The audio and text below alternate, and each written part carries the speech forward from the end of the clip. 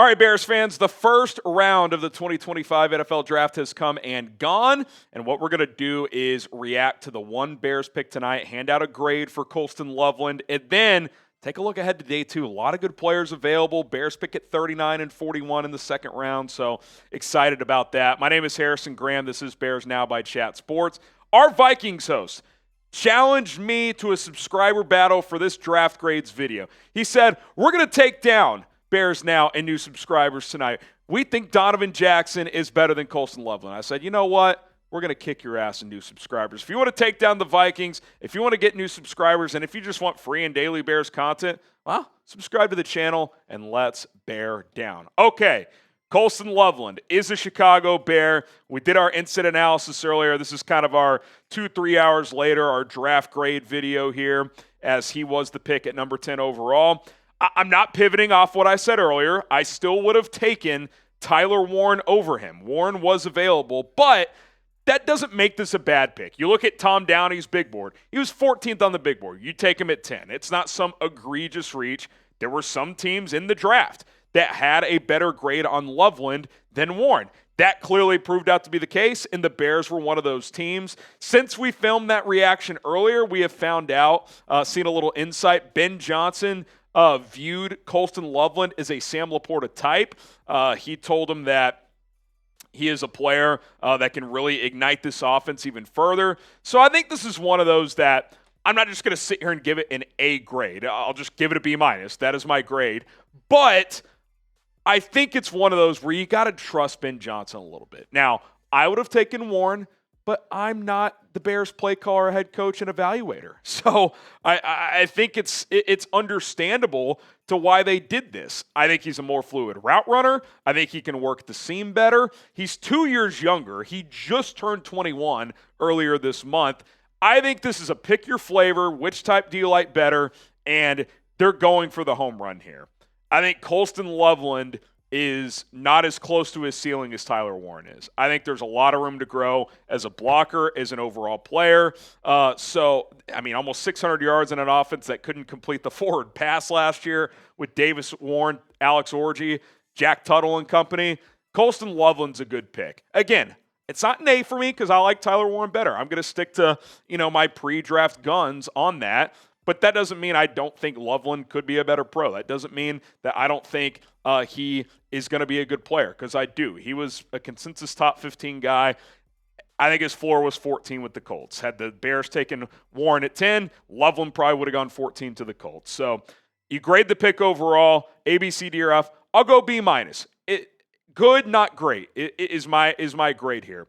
If Warren wasn't available, I'd probably give this a B+, because other than Tyler Warren, there was no clear player still on the board that I would have been like, yeah, I'd rather have him than Colston Loveland. To me, Loveland was in a bunch of a few guys still available at the time. Michael Williams, who went a pick later. I don't even, even a Marion Hampton, he didn't go for another 10 picks. So I think it's one of those where, Walter Nolan, you could say. But other than Tyler Warren, I don't, if you tell me Loveland was the next pick, I'd be like, yeah, that totally makes sense. Now, you look at kind of the fit. Clearly, they think he's a better fit with Cole Kmet.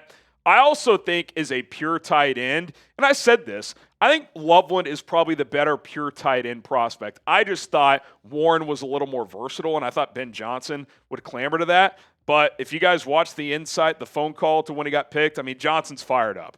He literally told me, he was like, look, man, you're my first pick as a head coach. Like, we feel really good about you as a player. So that was cool insight to see. Dane Brugler, the athletics draft analyst, says that Loveland doesn't have the skill set for full-time inline responsibilities, but his dynamic movements, natural hands, and football awareness should make him one of the primary targets in an NFL offense. His tools and upside are reminiscent of Zach Ertz, and Ben Johnson likes him to a player like Sam Laporta. So, again, I like it. I don't love it. Again, I would have taken Warren first, but I think he's going to end up being good, and it wouldn't shock me if he was a better pro.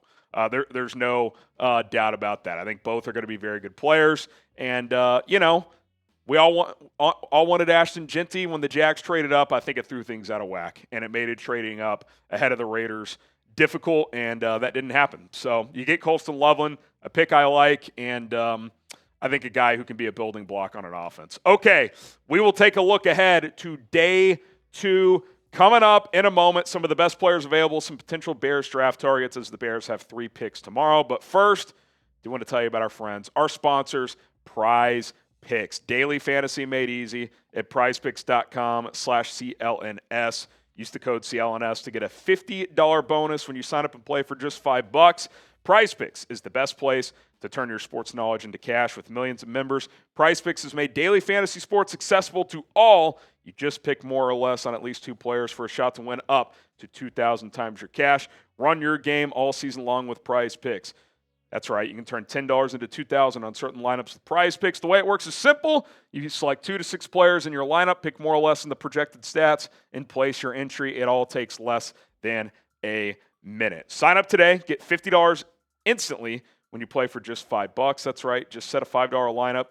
If you use our code CLNS at prizepicks.com/CLNS, you will get that $50 bonus when you play for just $5. Season-long football stats, daily baseball player stats, basketball. You got hockey, soccer, a lot of sports going on right now. Set your lineups today. Crossover sports in your lineups if you want. One more time, prizepicks.com/CLNS. Use the code CLNS to get that $50 bonus right now when you play for just $5. Okay, let's take a look at day 2 as you add Colston Loveland, as you have him, Cole Kmet, DJ Moore, Rome Odunze, DeAndre Swift, and who? Running back. That becomes a position I'm pretty intrigued about tomorrow, along with edge, trenches, overall as well. Real quick, this is how it played out going into Colston Loveland, then we'll take a look at some of the best players available. So when the Jags traded up, I think it threw things out of whack a little bit because I think Jacksonville was either going to trade up or trade down. If they did not find a trade with Cleveland, I think they were going to trade down with the Bears. And it didn't happen because they traded up. Cleveland wasn't going to move off of 5 because they wanted Mason Graham. And then the Raiders took Genty. You know, I think the Raiders kind of thought they weren't going to get him, but then he was there, and they're like, we're going to take him. Pete Carroll run the football. So there you go. Mimbu went 7. Tet McMillan went 8. Kelvin Banks went 9. And for those who aren't Kelvin Banks people, be happy the Saints took him. I think the Bears might have taken him if he was sitting there at 10. So they took Colston Loveland before Mykel Williams, Tyler Booker, and then Tyler Warren went 14 to the Colts, for those wondering. Okay, we'll take a look at the overall best available on our draft analyst, Tom Downey's big board, and then we'll go position by position. Will Johnson, pretty interesting. Sounds like he's got a knee issue. That's the report, so I don't love him in this scheme, but second round, I'm pretty intrigued. We'll see if the Bears take him. Corner's not a top need, but I wouldn't be stunned. Mike Green, I think the character concerns, the sexual assault allegations, clearly teams are turned off by that. We'll see where he goes. Luther Bird, Nicky Manwari, interesting option in that 39-41 chunk. Donovan Ezraku, more of a 3-4 edge rusher, but don't mind the value in the second round. Travion Henderson, I like Judkins specifically for the Bears more, but Henderson's a good prospect. I would not be shocked if they took him. Carson Schweisinger, Xavier Watts in there as well. There's Shedeur Sanders. We'll see where he goes. Didn't go tonight. Caleb Johnson, another option in there. Ariante Ursery in the mix. He's kind of the last tackle left that, to me, you could take and be comfortable with him potentially starting week 1.